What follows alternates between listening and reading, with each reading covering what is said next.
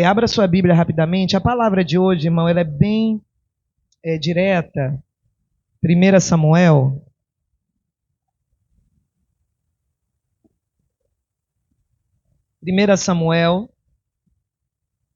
Capítulo 30. Oh, glória a Deus. Quando o nosso vídeo estiver pronto, vai ter que ter uma força-tarefa aqui na igreja, viu, irmão? Amém? Seus dedos vai ficar com calo, de tanto você compartilhar, de tanto você ouvir, botar na sua televisão, limpar a casa com ele, para a gente fazer um negócio poderoso aí com esse vídeo. Posso contar com vocês, sim ou não? Meu celular vai ficar 24 horas só assistindo esse vídeo. Só minha vai ter umas 10 mil visualizações, só minha. A Deus toda a glória. Depois eu vou contar os milagres aí desse vídeo aí para vocês, porque é assim que Deus faz. Vai chegar, coisa linda. 1 Samuel 30, vocês acharam aí, minha gente? Amém? Irmãos, eu vou confessar uma coisa para vocês aqui. Essa palavra e o que a gente vai viver esse mês, eu acredito, pega a tua parte, mas eu acredito que Deus quer tratar muito mais comigo do que com vocês. Você vai entender por quê. Essa série de mensagens que a gente introduziu na semana passada, que eu nem sabia que seria essa série que a gente vai entrar agora, na minha expectativa, eu ia continuar com o conteúdo do Espírito Santo, mas o Senhor quer que a gente mergulhe um pouco mais no que nós aprendemos na semana passada acerca da força. Você já entendeu que a força é uma energia que a gente aplica na mente, no corpo, em situações, na alma, na emoção, para que você possa resistir, agir, transformar. Existe a força da resistência, a força do ataque, enfim. Só que nós precisamos disso. Então eu confesso a você que no estudo dessa palavra, eu observo, que essa palavra vai ser muito mais para mim do que para vocês. Eu vou absorver tudo que eu puder dessa mensagem. Já absorvi tudo na preparação, agora eu sei que vai ser de outra forma, porque vocês estão me ouvindo também. Mas eu sei que Deus ele não quer tratar apenas comigo. Eu já me vi nesse cenário. Eu sei que Ele quer tratar conosco, como igreja. Ele quer nos dar um impulso diferenciado agora, para esse final de ano. Como assim final de ano, pastor? A gente está no meio. Irmão, a gente já está no meio. O ano começou esses dias, amém, igreja? Eu já sinto como se tivesse passado uns 2 anos só nesses 6 meses, de tanta coisa que ocorreu. Então, eu creio que essa palavra, ela vai tratar comigo e ela vai tratar com você, porque eu estou precisando do que essa palavra diz e eu sei que você também está precisando do que essa palavra diz. Então, às vezes, não é nem tão confortável falar, porque você está numa situação e Deus manda você pregar algo, muitas vezes, contrário ao que você está vivendo. E eu acho lindo isso da Bíblia e do ministério e do chamado, porque não é o que eu vivo e nem o que eu sou, é quem Deus é quem Jesus é. Então, além de mim, apesar de mim, eu sou um vasinho assim, bem, sabe, que precisa muito de ajuda, e Deus, mesmo assim, mesmo com as minhas limitações, com os momentos difíceis, Ele introduz a mensagem dele. Por isso que a Bíblia diz, o tesouro dele é em vasos de barro, para que a excelência seja dele, não nossa. Então, deixa Deus falar o seu coração. Está aqui em 1 Samuel 30, no versículo 3. Ao chegarem a Ziclag, acharam? Amém? Davi e seus soldados encontraram a cidade destruída pelo fogo e viram que suas mulheres, seus filhos e suas filhas tinham sido levados como prisioneiros. Então Davi e seus soldados choraram em alta voz, até não terem mais forças. As 2 mulheres de Davi, hoje não pode mais não, viu gente? Pode não, viu? Também tinham sido levadas, Ainoã de Jezreel e Abigail de Carmelo, a que fora mulher de Nabal. Davi ficou profundamente angustiado. Alguém já passou por isso? Profunda angústia, alguém? Ninguém? Alguém? Ninguém? Alguém, amém? Ah, bom, senão eu ia ter que fechar a Bíblia e me entrar ali para pregar para mim. Pois os homens falavam em apedrejá-lo. Todos estavam amargurados por causa de seus filhos e de suas filhas. Davi, porém, fortaleceu-se no Senhor, o seu Deus. Para por aqui. Eu já preguei essa mensagem incontáveis vezes. Inclusive, essa mensagem eu a retirei, deve ter uns 15 anos, mais ou menos, de um livro que se chama O que fazer no pior dia da sua vida. Então, é esse texto todo, esse capítulo 30 aqui, inclusive até vendia na igreja, eu acho que nem tem mais. Mas esse capítulo 30 todo, eu nunca me esqueci desse livro. Porque é um livro muito comum do que a gente vive, do que a gente passa. E Davi, que era um valente, que era um guerreiro, que era um homem extremamente corajoso, e era um contraste, porque ao mesmo tempo que ele era valente, corajoso, ele era sensível, quebrantado. Porque só uma pessoa muito quebrantada para compor tanto poema e tanta música. Só uma pessoa com a sensibilidade altíssima. Música, irmão, a música, ela é um negócio diferente. A música é capaz de alterar suas composições cerebrais de tal maneira que uma pessoa em demência, ela não lembra quem é o filho, mas lembra de uma canção. Só para você entender o que é música. É um negócio diferenciado do céu. É do céu.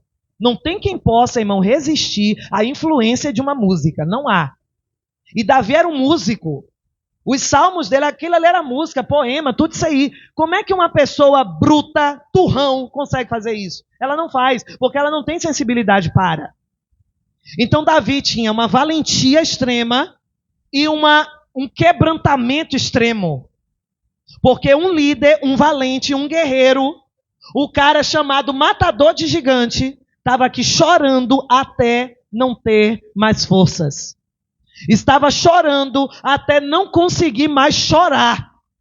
Ao ponto de engasgar, ao ponto de perder a voz. E não é choro de rico. Rico chorando, né? É um negócio.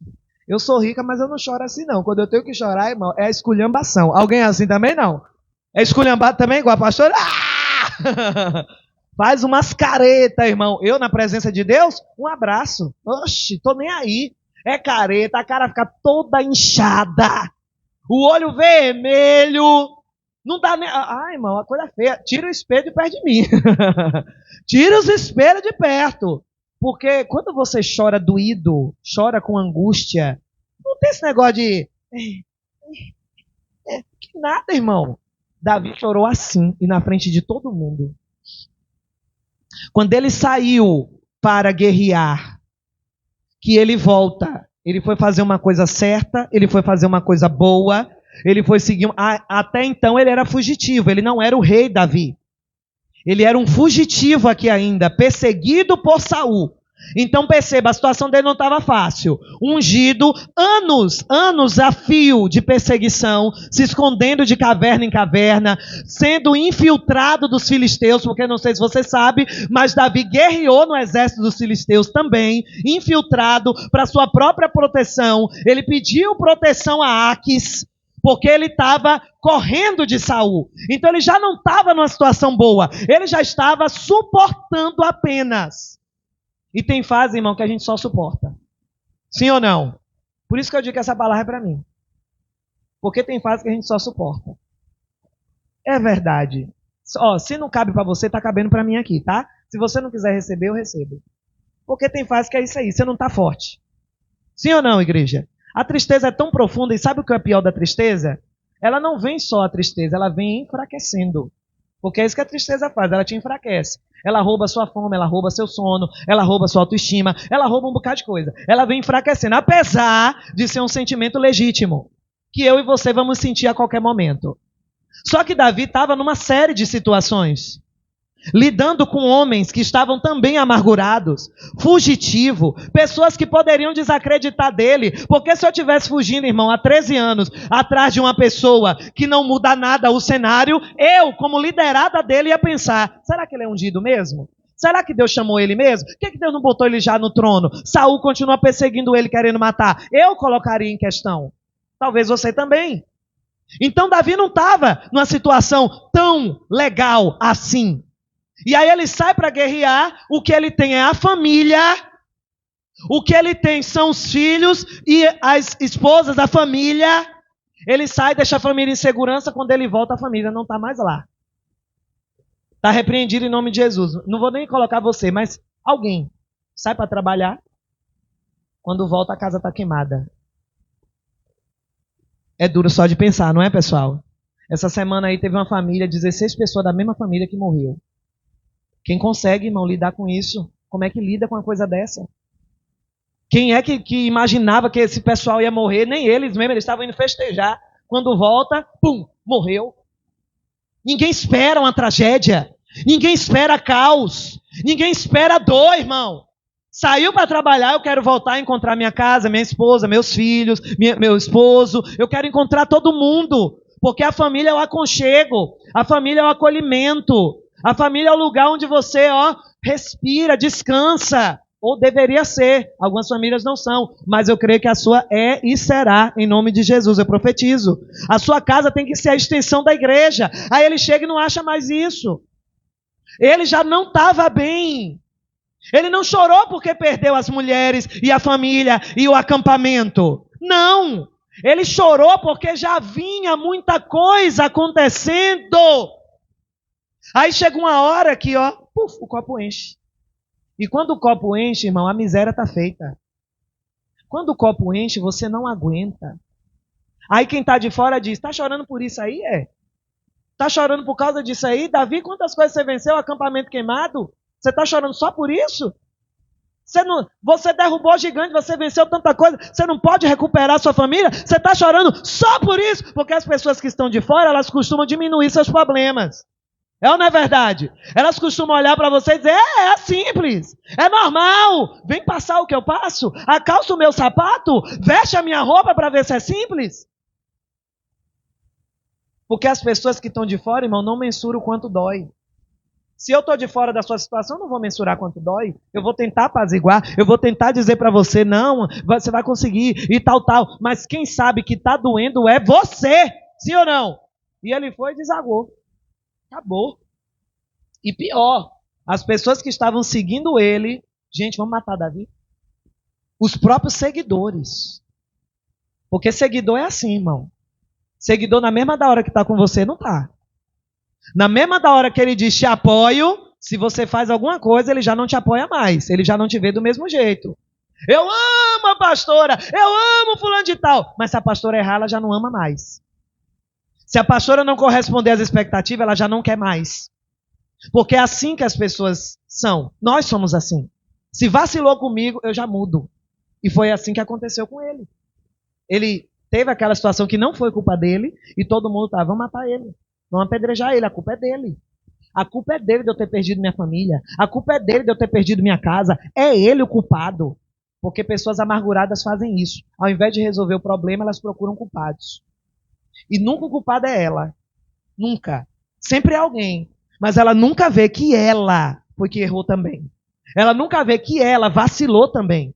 Não, mas eu preciso procurar alguém para que eu possa aliviar um pouco mais essa amargura que eu estou sentindo. Então, foi ele, foi ela. E não é assim. Então, eles responsabilizaram Davi da desgraça, da tragédia, do caos.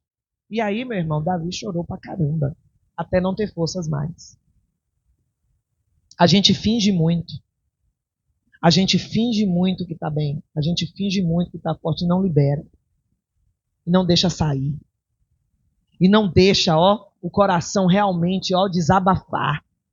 Resultado, se o coração não desabafa a tristeza, não há espaço para a força. Por que Davi conseguiu se fortalecer no Senhor? Porque ele desabafou a tristeza. Ele liberou a tristeza. Ele chorou até não ter mais força. Ele, entre aspas, entendo o que a pastora está falando, entre aspas, ele curtiu o momento. Ele sentiu o momento.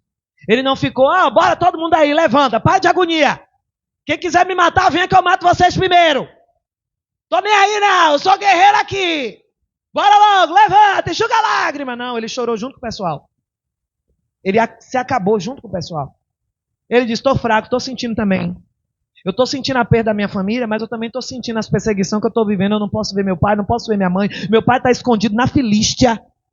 Meu pai está escondido lá, porque se ele aparecer, Saul mata ele. Eu também estou chorando por isso. Porque ninguém sabe, mas eu estou sofrendo também. Eu estou fazendo meu louvor aqui. Você vê essas músicas de sofrência aí, tudo esse pessoal, essas músicas aí sofredora, que a pessoa bota para, ao invés de se alegrar, chora com o copo de cerveja na frente, chorando, lembrando da Gaia, lembrando que foi passado para trás. É ou não é verdade? Quem compõe música de Gaia porque foi o quê, gente? Quem recebeu, foi traído. Geralmente esses poemas, essas músicas, é tudo que a pessoa já está sentindo. É tudo que ela sente, é tudo que ela passa, porque ela expressa o sentimento dela na letra. Ela expressa o que ela sente, quem ela é naquela letra ali. Por isso não é qualquer música que você tem que ficar ouvindo e recebendo aí. Você tem que vigiar também. Até música de crente, inclusive, viu? E aí ela fica ali, ó. Ele desabafava nos salmos dele. Salmo 59. Na verdade, aqui foi até uma inspiração. Através de Davi, essa inspiração aconteceu. Salmo 59.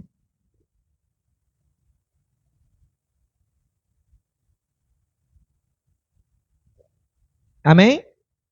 Salmo 59. Versículo 17.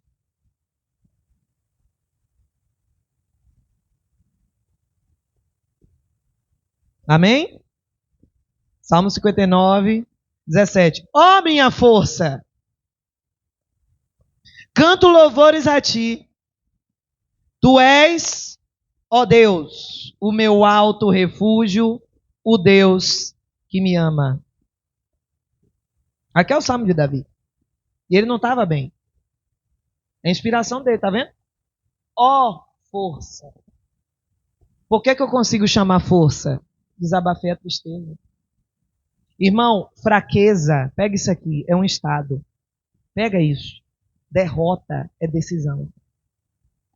Não é porque estou fraco que estou derrotado. E Davi mostrou isso nesse texto. Ele chorou, ele sentiu a dor, ele sentiu a amargura dos outros que queriam matá-lo. Mas no versículo 5, aqui ó, volta lá para 1 Samuel. No versículo 6, diz: Davi ficou profundamente angustiado, pois os homens falavam em apedrejá-lo. Todos os seus filhos e suas filhas. Davi, porém, fortaleceu-se no Senhor, o seu Deus. Ele estava sozinho ali agora, irmãos. Ele não tinha mais ninguém. Mas ele deu lugar à força. É isso que eu quero que você receba da parte do Senhor.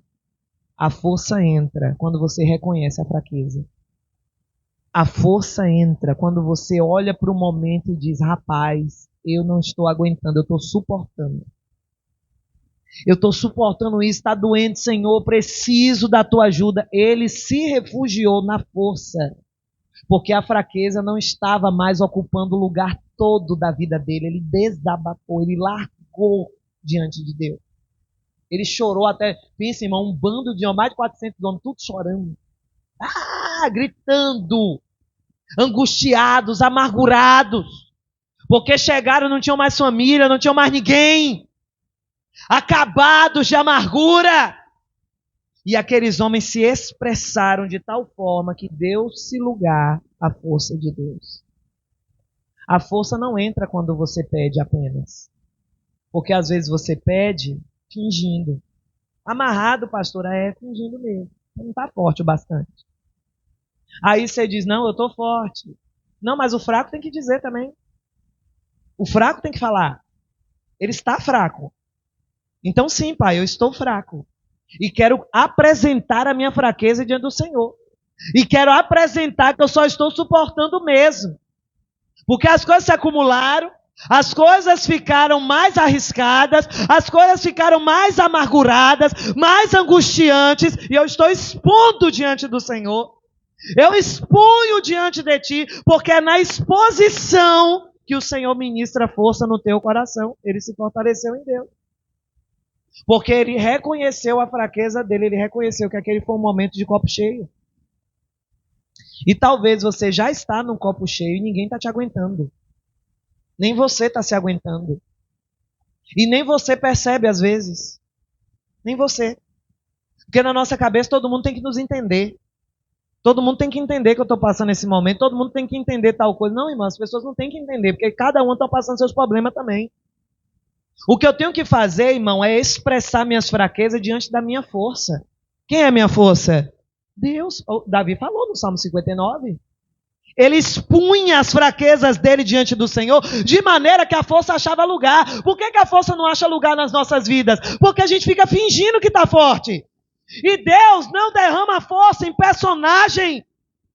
Deus não derrama força em fingido. Porque a gente aprende na igreja isso. Pai, não, você é forte sim, você é forte sim. Aí a pessoa vai engolindo sapo, engolindo sapo, engolindo sapo. O famoso engole o choro. Engolindo o choro, não, eu vou continuar. Não, eu resolvo. Não dá pra mim. Não, eu consigo. Não consegue, gente. Chega uma hora que o copo enche mesmo. E você vai precisar dizer, eu tô fraco, cara. Eu tô fraco, Senhor. Eu tô fraco. Tô debilitado. Tô mal. Eu tô na UTI espiritual. Eu preciso dos aparelhos da fé. Eu preciso dos aparelhos do Senhor. E aí, olha o que eu estou fazendo. Eu estou varrendo a tristeza e deixando a casa pronta para receber o que de Deus? Receber o que, igreja? Força. Você entendeu? A força não entra em lugar que já está ocupado. A força não entra em lugar fingido. Davi chorou até não ter mais força nele. Você sabe o que é chorar e não ter mais força? Talvez você saiba. Você sabe o que é chorar e você virar a noite ali? E o dia clarear e você não querer nem levantar da cama? Não já sentiu isso não, vocês? E não querer nem levantar. Só que você tem que levantar, porque você tem que trabalhar, você tem filho, você tem família. Você tem que levantar. E aí você levanta, irmão, empurrado pelos anjos. É ou não é verdade? Empurrado pelos anjos. Aí você chega no trabalho, dá uma risadinha, abraça um, abraça outro. Se você for extrovertido, pior ainda. Que a pessoa, quando é extrovertida, irmão, ela está sempre rindo.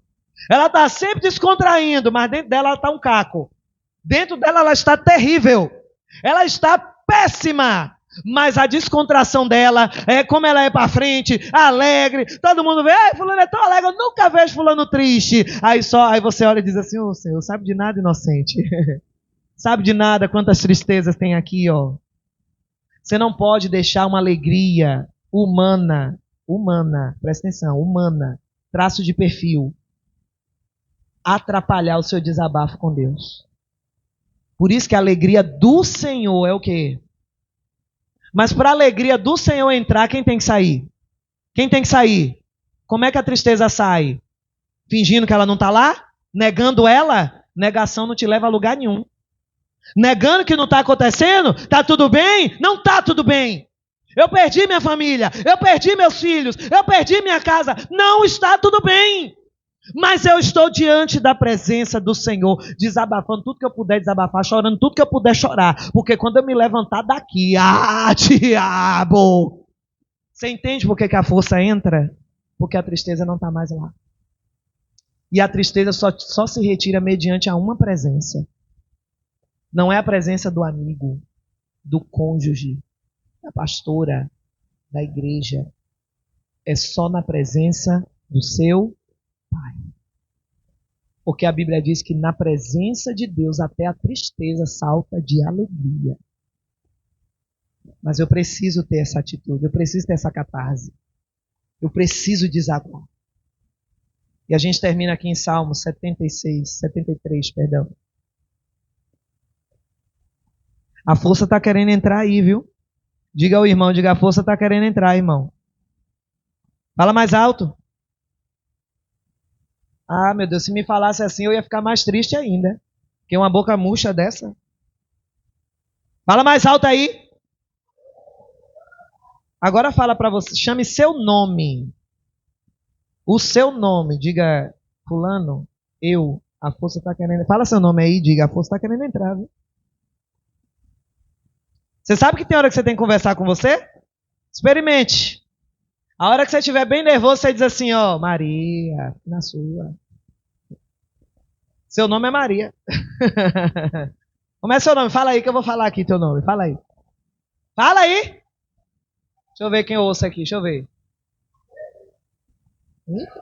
Não ouvi o nome de ninguém aí. Fala seu nome aí. Foi esperto, viu? Foi esperto. Esperou todo mundo parar. Aí Ivan lá nervoso no trabalho, que aprontaram com ele lá no trabalho. Aprontaram com ele, meu irmão, humilharam ele tá ali pra dar um murro em um. Ele tá ali, meu irmão, pra pegar um assim pelo colarinho, suspender o Incrível Hulk, suspender e dizer, olha. Aí ele diz assim, Wanderson, calma, Wanderson, pra que isso? Fala com você mesmo. Calma, não precisa dessa agonia. Desde ignorância, fulano. Você mesmo conversa com você. Estúpido, pai de estupidez, pai de agonia doido. Oxi, entendeu? Conversa com você pra você ver. Ó, aqueles 90 segundinhos, ó o cérebro, ó. Aí você não fala a besteira que tu ia falar. E não vai se arrepender por, né? Pé da vida. Tem coisa que a gente fala, irmão, que só Deus. 73, versículo 26. Pega! O meu corpo e o meu coração poderão fraquejar. Eu quero que você grife esse versículo. Mas Deus é a força do meu coração e a minha herança para sempre. Diga glória a Deus. Palma para Jesus, igreja, bem forte.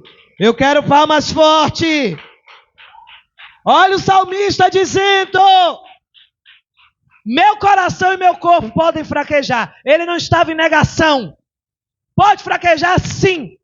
Eu posso ter momentos em que estou na reserva, mas eu não vou parar, porque o meu Deus é a minha força. Deus é a minha força. Meu corpo fraqueja, eu desabafo e a força vem.